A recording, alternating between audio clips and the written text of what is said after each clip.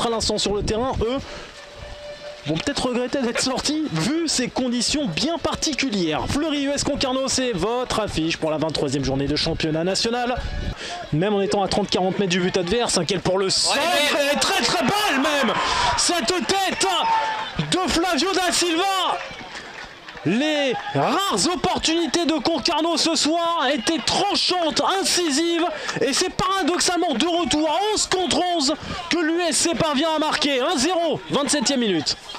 Et c'est intéressant Julien parce que vous étiez en train de dire à l'instant que c'était peut-être pas forcément sur une phase défensive qu'il fallait rectifier, en tout cas mettre en place, et comme s'il y avait eu une absence, en tout cas un moment de flottement, d'errement dans les têtes des joueurs du FC Fleury. Vraiment. Mais là il y a la VAR pour aller sauver l'arbitre. Je vous raconterai plus tard celle-ci. Baldoni. Et regardez la différence, on avait 3 joueurs du FC Fleury qui ont défendu face Gaël Alette. Oh, pourquoi sort-il? Pourquoi sort-il Gaël Alette? Incompréhension totale. Baldoni arrive à jouer ce petit ballon en mode retourné, en mode ciseau. Et conclusion dans la foulée de Loïc Goujon, c'est pas académique du tout. Mais à la 44e minute, Concarneau fait le break.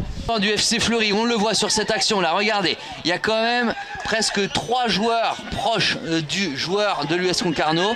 Ensuite, encore une fois, on est à 2 contre 1 sur cette tête. 1 contre 1, une tête qui ressemble pas forcément à un dégagement. Et là, Gaël Alette qui va sans vraiment y aller. Colombo prend du temps pour prendre l'information. Baldoni en profite, balle de 3-0. Converti pour sa première réalisation en championnat national. Les offrandes sont reçues avec grand plaisir par l'US Concarneau ce soir. Ouais, et là on le disait en première période sur les ballons dans la profondeur, Colombo qui était en difficulté, c'est plutôt un joueur dur sur l'homme, un joueur qui est capable d'impacter dans le duel, et là encore une fois il se fait prendre de vitesse. C'est pas la première fois depuis le début de cette rencontre, et les Tonniers, quand on parle d'opportunité, eh ben c'est cristallisé, ancré, validé. Et là, ça peut faire très très très mal aux têtes.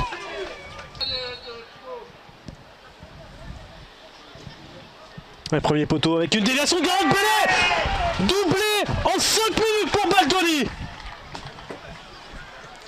Et 4-0 pour l'US Concarneau, qui n'a qu'une seule victoire depuis le début de l'année civile, qui ne gagne plus à l'extérieur depuis des semaines. Ils viennent en mettre 4 à Fleury, qui n'a jamais perdu dans ce stade. Et on se retrouve quelques minutes après avec ce petit saut dans le temps et une ambiance plongée dans l'obscurité, le jeu de lumière ici et l'hymne traditionnel du FC Sochaux-Montbéliard pour ce match de la 23e journée. Une première fois, Boutoutaou pour sonner la charge et le poteau qui vient sauver Sullivan Péan, peut-être une deuxième chance. Ah, quelle occasion pour Boutoutaou. Il y a 4 Sochaliens dans la surface, un 5e qui arrive avec Tavares, faut mettre ce ballon dans la boîte. Fofana qui travaille, il est passé, Boubacar Fofana et penalty. Oui, indiscutable vu d'ici. Et il est allé le chercher, c'est bien joué de la part de Boubacar Fofana. Bagdadi qui a l'occasion d'inscrire son 2e but sous les couleurs sochaliennes. C'est parti et c'est contre-pied parfait. Il ouvre son pied et Sullivan Péan qui n'avait pas choisi le bon côté, ça fait 1-0 pour le FCSM. Et Masson qui vient s'intercaler entre son latéral et son défenseur central pour mieux servir Boutoutaou. Ouais, ce ballon qui est bon. Et la défense, ça sera un nouveau penalty et qui a priori est assez logique là aussi. Fabien Pigeot qui réclamait un match parfait. Pour le moment, ce n'est pas le cas pour les Caladois. C'est parti pour Capit Djoko. Et le même que celui inscrit par Sami Bagdadi. Ça fait 2-0 pour le FCSM face au FC Villefranche-Beaujolais. Péan qui part sur sa droite, Djoko qui fait le contre-pied à l'opposé. Oh, il y a une bonne solution en retrait avec Mendes. Boutoutaou qui revient sur son pied droit. Boutoutaou, la barre transversale. Et c'est lui justement qui doit donner le tempo de la sérénité. Et la tête et la reprise. Mais quel but de la part des Caladois, signé Baba Carley avec son pied gauche. Et voilà, on parlait de ces moments de flottement là. Et cette attitude du capitaine. Exactement. Là, ils sont sabordés eux-mêmes. Et Vitelli le premier. Youssouf, la bataille. Ouais. Et Vétro. Vétro, il a Boutoutaou Ouais, tout c'est bien seul. joué, Boutoutaou. Boutoutaou. Oh, c'était bien joué encore de la part d'Aymen Boutoutaou. Ce sera un corner. Ah, il est en feu Boutoutaou Ouais, ce soir. Boutoutaou, il fait un super match. Les deux belles sensations de ce début de saison se retrouvent dans cette 23e journée. Le FC Versailles veut confirmer son regain de forme et prouver qu'ils peuvent encore monter. Pour le Sporting Club Aubagne-Arbel, il s'agira de se relancer, de relancer la dynamique pour rester installé en première moitié de tableau. Remandaou qui vient fermer, qui va être aidé par Mohamed Abdallah qui était resté haut. Le sort très bon. Oh, la reprise acrobatique, la bicyclette de Shelton Guillaume qui va passer juste à côté. Ah, si celle-ci elle était rentrée, ça aurait été l'un des très beaux et très grands buts du centre de formation du Sporting Club de Bastia à l'époque. Et pareil pour Colmar avec Strasbourg. Ouais, Tom Renaud dans les petits espaces. Shelton Guillaume, oh, qui va décaler. Ali Houchan, il avait ouvert son pied.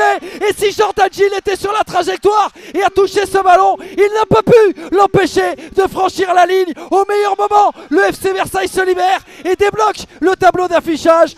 1-0. Et le troisième but d'Ali Houchan dans cette saison 2025-2026. Comme il le peut.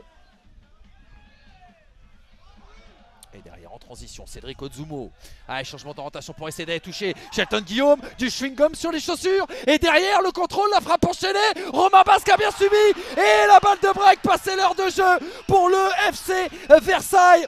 Romain Basque qui a eu raison d'y croire et de se projeter. Son troisième but dans cette saison pour Romain Basque qui n'avait plus marqué depuis 3 mois pile. C'était à la 14e journée face à la Berrichonne Châteauroux. Ça y est, Versailles fait l'écart. Ça y est, Versailles se met un peu plus à l'abri dans une soirée particulièrement arrosée. Aubagne-Arbel. Formé à Curem, passé par Wassel et Lyon du Cher. Donc attention à ce ballon. Johan Zemmoura, non, c'est Etua sur son premier ballon. Et ben l'histoire, elle est magnifique pour Amir Etienne. Entrée, il y a une poignée de secondes. Amir Etienne qui inscrit son premier but en championnat national et vient parachever le score. Et là, vient facture réalisée et livrée par les Versaillais dans cette soirée. Oui, Versailles s'affirme de plus en plus comme un potentiel candidat à la montée. Et le montre encore une fois avec ce troisième but. Ouais, déviation de Zemmoura, elle est parfaite. Et derrière, Etienne, il ne se pose pas de questions. Amir Etienne, le bout du pied, tel une épée, il est venu piquer Jordan Gilles. Dans la deuxième partie du classement de ce championnat de national, c'est une rencontre qui va valoir cher entre Châteauroux 14e et Paris 13 13e. Ça ne s'invente pas. Deux équipes qui doivent prendre de l'avance sur la zone de relégation pour s'offrir un peu d'air frais dans ce championnat très disputé. Cette fois-ci, c'est parti. Et attention avec cette tête et peut-être Germain Sanou qui va intervenir et qui finalement 0-0 entre le Puy-en-Velay et le Stade Briochin. 0-0 également entre Versailles et Aubagne. Attention, peut-être une situation pour le Paris 13 qui va peut-être pouvoir ouvrir la marque et s'étirer sur Lucas Lavallée qui s'en sort bien. Quembo. Attention au deuxième poteau avec Yanis Verdier qui décroise trop sa frappe. Yanis Verdier.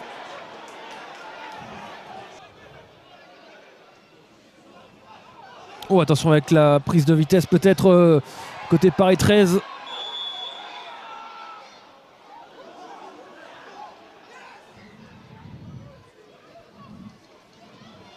C'est Oumar Sidibé qui était parti à toutes enjambées. Et il va y avoir un carton jaune, il va y avoir même un pénalty semble-t-il pour le Paris 13.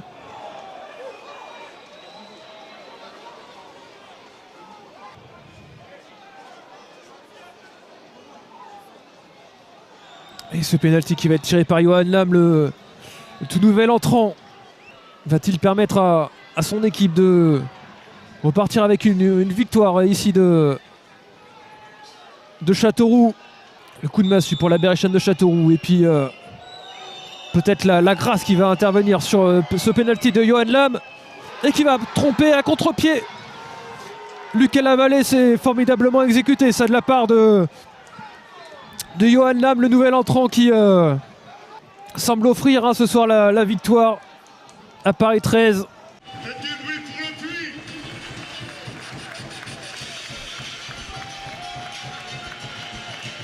Il a lâché ce ballon au bon moment, le bon relais avec Adélaïde pour l'ouverture du score. Non, le super barré de Lostis. Djemou. Boulekcha Ah, c'est bien fait ça pour Gauthier, il n'y a pas d'enjeu. Le centre de Gauthier, la reprise, le poteau, c'est pas fini ici. En 2 temps, Adélaïde pour ouvrir le score avec un petit coup de billard qui est profitable aux joueurs du Puy. Ça fait 1-0 pour les Poneaux. Et Gomis, c'est que l'attaquant de Saint-Brieuc a dû être évacué. Allez, le centre là, c'est bien fait. Peut-être pour l'égalisation sur la barre, il n'a pas de chance. C'est pas rentré, c'est pas fini. Et si! Et finalement, en 2 temps, avec le nouvel entrant Fati, ça va faire but. J'étais en train de regarder l'arbitre assistant s'il avait levé son drapeau sur cette balle qui a heurté la barre transversale, qui a semble-t-il pas pénétré entièrement dans la cage de Carvalho, mais en tout cas.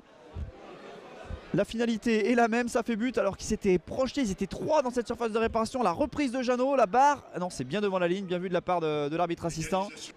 Gémeaux, allez en profondeur à destination de Adélaïde, il est pas en jeu, Adélaïde, il est pas sorti l'Hostis. Adélaïde pour le doubler peut-être, Adélaïde, le petit ballon piqué, la superbe sortie de l'Hostis dans les pieds.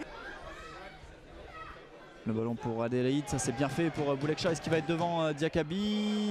Non, il y aura une faute de Diakaby qui a pris la cheville de Boulekcha.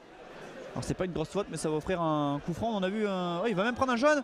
Oh la petite faute, grosse conséquence puisqu'il lui met le rouge. Le deuxième jaune. Et jaune également pour l'Hostis. Oh Diaby, il était averti, on avait parlé de Diaby Rabuel qui était averti. Alors la faute oui.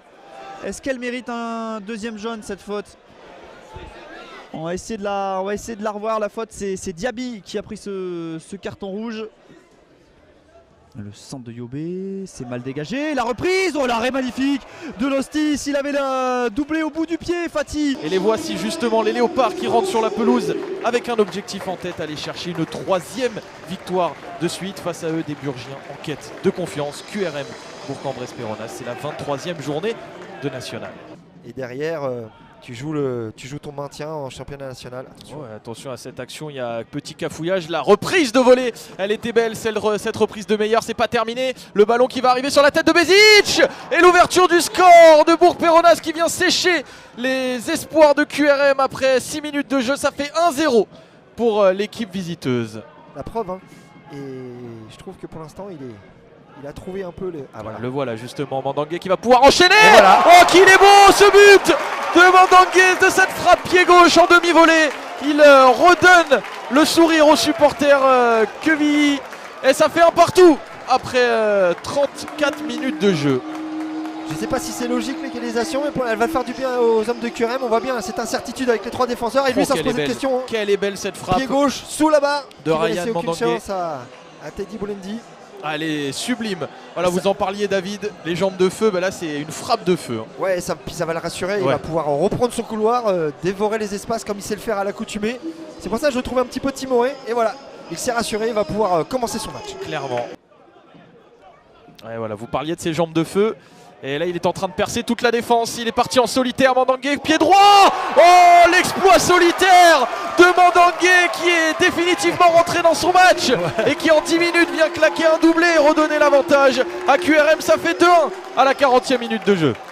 Mais ce qui fait la force de Mandangué, on le voit là, c'est d'aller percuter, il s'en fout s'il y en a 2 ou 3. Voilà, petite erreur technique mais qui tout de suite il se remet sur ses appuis, intérieur pied droit sans se poser de questions. Un peu à l'image du but de Soumaré la semaine dernière en Ligue 1 où il est en totale déviation, en total déséquilibre. Il va mettre le ballon dans le petit filet opposé. Et voilà. Bien fait. Cissé qui va rentrer dans l'axe, il va rentrer pied droit. Oh la frappe elle est passée juste à côté du poteau gauche de Djoko. Il manquait un tout petit peu d'enroulé. Côté QRM. Allez, Kouaté sur le côté gauche, s'appliquer sur le centre. S'appliquer sur le centre et le ballon qui traîne.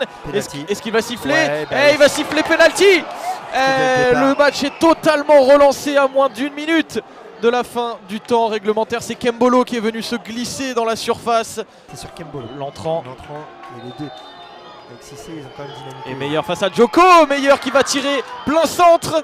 Et Bourg-Péronnas revient à 2 partout.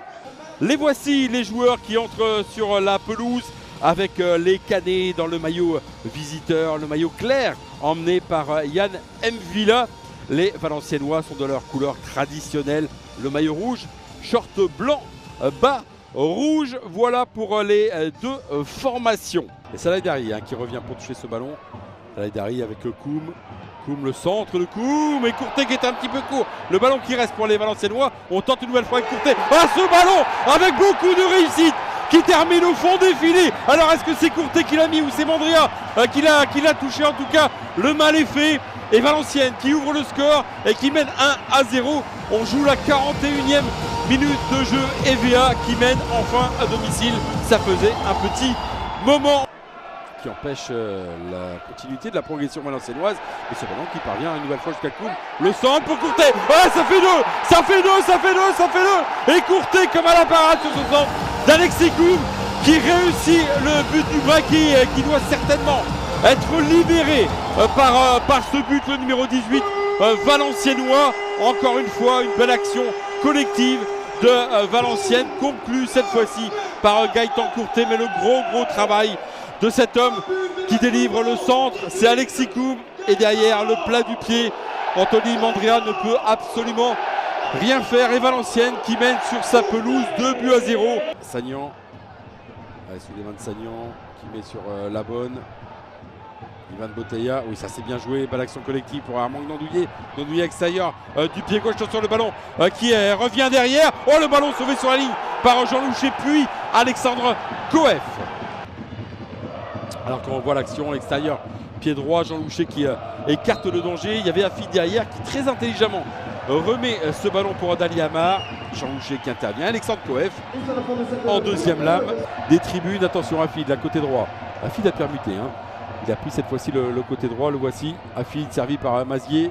Afid encore dans la surface de réparation. Le centre d'Afid et ce ballon qui termine au fond des filets. Le centre-tir du numéro 22 du Stade Malherbe de Caen qui redonne de l'espoir aux Normands dans cette fin de rencontre. Avec ce ballon, on pensait qu'il allait centrer.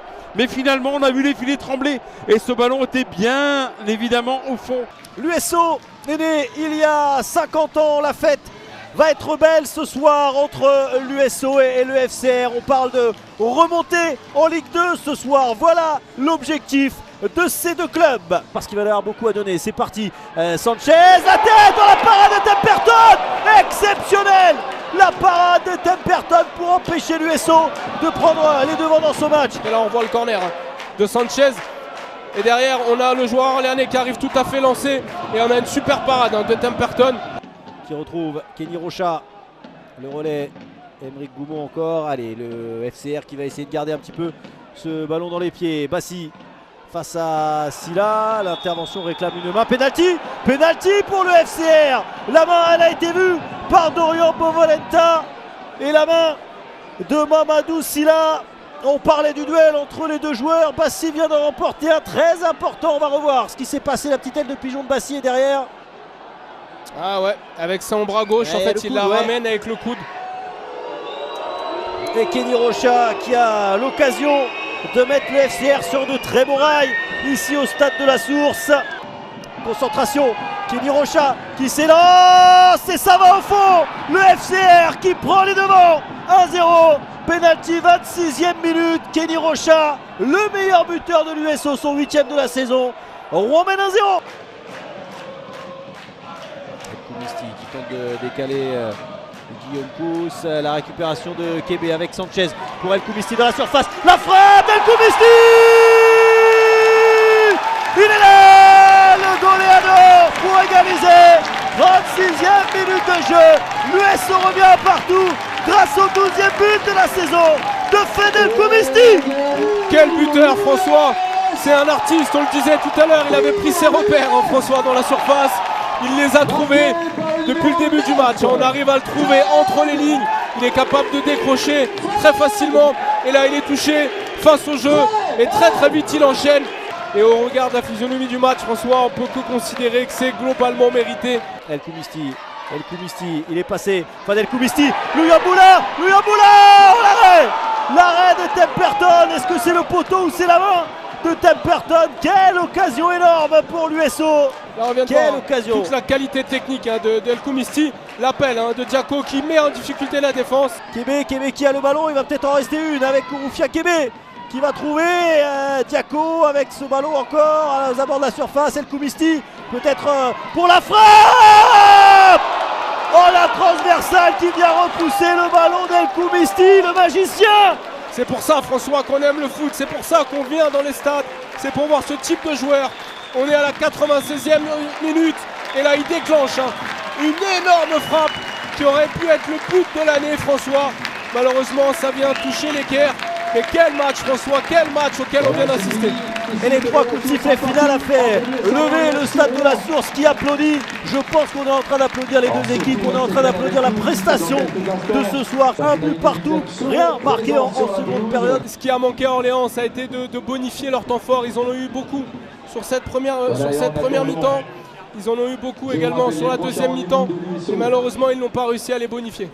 Et oui, on en reste donc sur ce score d'un but partout qui, on va dire, va aller plutôt dans le sens du FCR qui reste invaincu à l'extérieur. Et c'est 7 points d'avance donc pour le FCR.